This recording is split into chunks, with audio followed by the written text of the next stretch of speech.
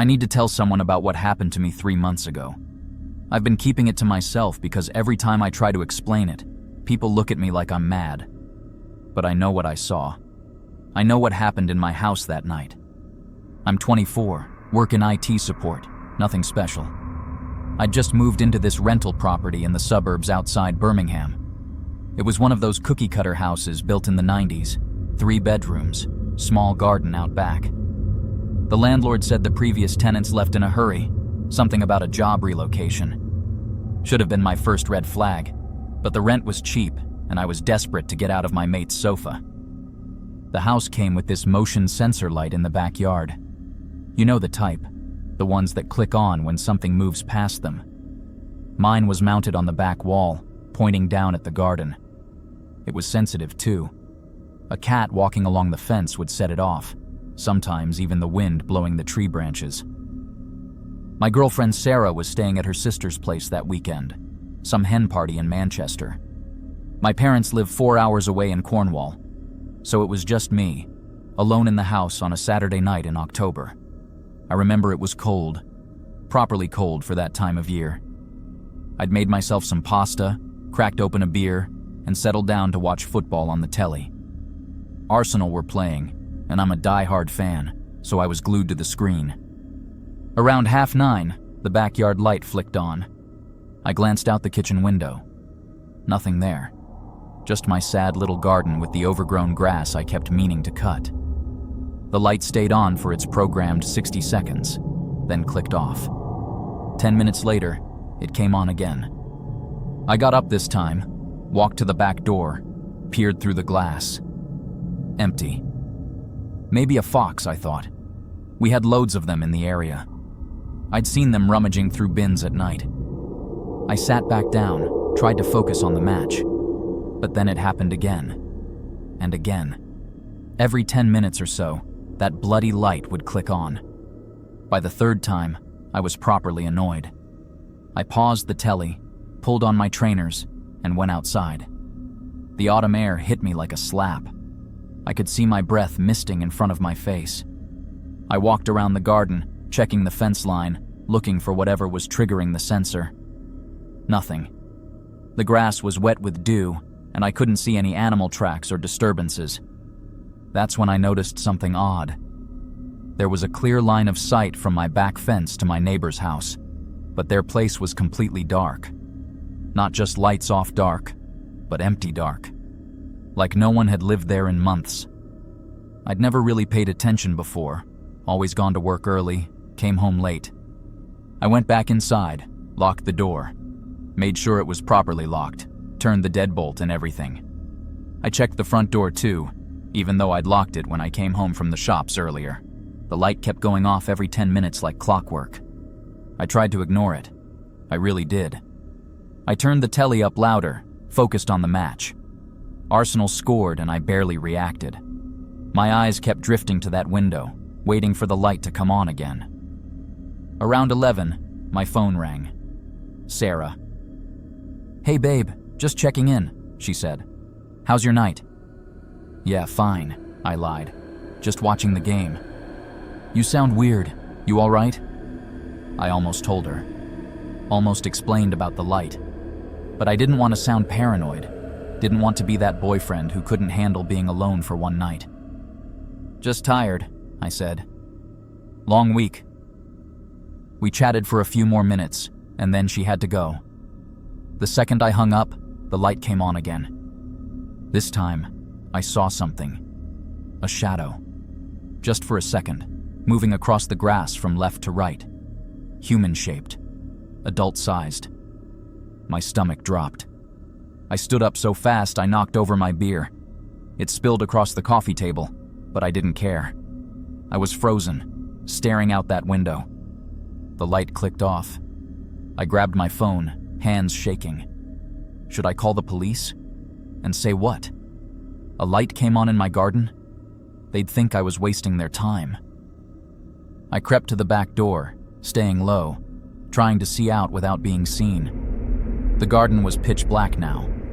I couldn't see anything beyond the faint outline of the fence against the slightly lighter sky. Then the light came on again. Nothing. No movement. Just the empty garden. But here's the thing that still makes my skin crawl. The sensor was pointing down at the ground, angled so it would catch movement at ground level. For it to trigger, something had to be down there, in the garden. Not up by the fence, not in a tree, down on the grass. I decided to do something stupid. I turned off all the lights in the house, every single one.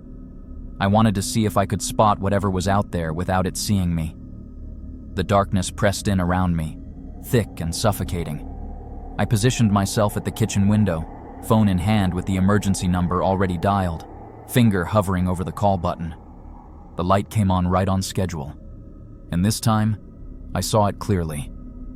There was someone lying flat in my garden, completely flat, face down in the grass, about 15 feet from my back door. They weren't moving, just lying there like a corpse. But they had to be alive, had to be moving somehow to trigger that sensor every 10 minutes. My blood turned to ice. I couldn't move, couldn't think. I just stared at this person-shaped thing lying motionless in my garden. They were wearing dark clothes, I could see that much. Their arms were stretched out ahead of them, like they'd been crawling and just stopped. The light clicked off. I fumbled with my phone, turned on the torch, pointed it out the window. The beam cut through the darkness, illuminating the grass, the fence, the overgrown weeds. Nothing. No one was there. But that was impossible. I'd just seen them. Seen someone lying there, clear as day. They couldn't have moved that fast. The light had only been off for 3 seconds before I got my torch on. My hands were trembling so badly I nearly dropped the phone. I swept the torch beam across the entire garden, corner to corner. Empty. Completely empty. I backed away from the window, my breath coming in short, sharp gasps. This wasn't right. None of this was right. People don't just vanish into thin air. They don't lie perfectly still and then disappear in seconds. I locked myself in the living room, pushed the sofa against the door. Stupid, I know, but I wasn't thinking straight. I tried calling Sarah back, but it went to voicemail. Tried my best mate, Tom. No answer. Everyone was out, living their lives, and I was alone in this house with something in my garden. The light kept its rhythm. Every 10 minutes. On for 60 seconds, off for 10 minutes, then on again. I started timing it on my phone. 10 minutes exactly. How was that possible? What kind of animal moves with that kind of precision? What kind of person? Then something changed. At about 11:30, I heard a sound from upstairs. A thump, like something heavy dropping on the floor. My bedroom was directly above me. I froze, listening. Another thump, then another. Slow, rhythmic, like footsteps, but heavier. Like someone dragging something across the floor. My mind raced. I was alone in the house. All the doors were locked. I'd checked them twice. So either someone had been hiding upstairs this entire time, or they'd found a way in while I was distracted by the garden. The thumping stopped. The house fell silent again, except for the usual creaks and groans. I sat there, barely breathing, waiting. Then I heard it. A voice. Faint, barely audible, coming from upstairs. It sounded like whispering, but I couldn't make out the words. It was constant, unbroken, like someone reciting something over and over. The hair on the back of my neck stood up. That voice didn't sound quite right. It was too flat, too monotone, almost mechanical. I grabbed the heaviest thing I could find, a thick glass vase Sarah had bought at a car boot sale. It wasn't much, but it was better than nothing. I crept to the living room door, pressed my ear against it. The whispering continued. It seemed to be moving, getting closer to the stairs. That's when I made a decision that probably saved my life. I wasn't going to wait around to see what was up there. I moved the sofa as quietly as I could, opened the door, and ran straight for the front door. My hands fumbled with the locks, my fingers numb with fear. Behind me, I heard footsteps on the stairs. Quick footsteps. Running. I got the door open and bolted outside into the street. The cold air hit me, and I just kept running. I ran to my car parked 3 houses down, jumped in, locked the doors. My heart was hammering so hard I thought I might have a heart attack. I sat there, engine running, staring at my house. All the lights were off, just like I'd left them. Everything looked normal, quiet. But I knew something was in there. Something had been upstairs, whispering in the dark. At midnight, it stopped. The silence was worse than the light. I stayed in my car, the heater running, doors locked. I couldn't bring myself to go back inside. Instead, I drove to a 24-hour Tesco car park and sat there until morning, drinking terrible coffee from a thermos I kept in the boot. When the sun came up, I felt brave enough to go back. Brave might be the wrong word.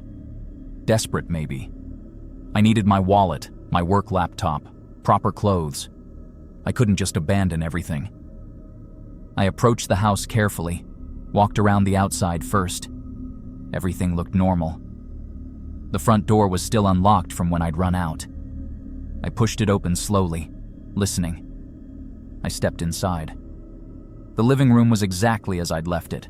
Sofa pushed away from the door, my spilled beer still pooled on the coffee table. I crept upstairs, the vase gripped tight in my hand. My bedroom door was open. I always kept it closed. Always. I pushed it wider with my foot, ready to run. The room was empty, but something was wrong. My mattress had been pulled off the bed frame and was lying on the floor. The wardrobe doors were open, my clothes pulled out and scattered everywhere. And on the wall, written in something dark that I didn't want to identify, were 2 words. I'm waiting. That's when I heard it again. That scratching sound, coming from downstairs, from the back door. Slow, deliberate, like fingernails on wood.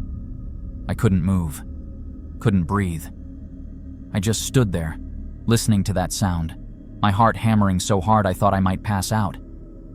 Then it stopped. I didn't wait to see what would happen next. I bolted down the stairs, nearly tripping over my own feet, and ran straight out the front door. I threw my bag in the car and just sat there, shaking, staring at that house in the daylight. It looked so normal, so ordinary. But I knew what was inside. I knew what I'd seen. I called Sarah, my voice cracking as I tried to explain. She was already on her way, said she'd be there in 2 hours. I told her to meet me at the Costa down the road, that I wasn't going back in that house alone. While I waited, I went back one more time, just to the garden. I had to see if those marks were still there. They were. Clear as day in the wet grass. 2 parallel drag marks running from the back fence to my back door. But there was something else I hadn't noticed before. The marks didn't just stop at the door. There were faint smudges on the door itself, like muddy handprints, right at the bottom, as if someone had been pulling themselves up. My stomach turned. I took photos, my hands still shaking, then got out of there. When Sarah arrived, I showed her everything. The photos, the marks on the wall, the displaced mattress. Her face went white. We looked up the previous tenants online, found the wife's Facebook. Sarah messaged her, asking if there was anything we should know about the house. The reply came 20 minutes later. Leave. Get out of that house. Don't stay there at night. We should have warned you, but we couldn't. We signed something. Just trust me. Leave. That was it. We packed everything we could carry, and I called the landlord right there. Told him I was breaking the lease, forfeiting the deposit, whatever he wanted. He threatened to sue, but something in my voice must have told him I was serious. We were out by that evening.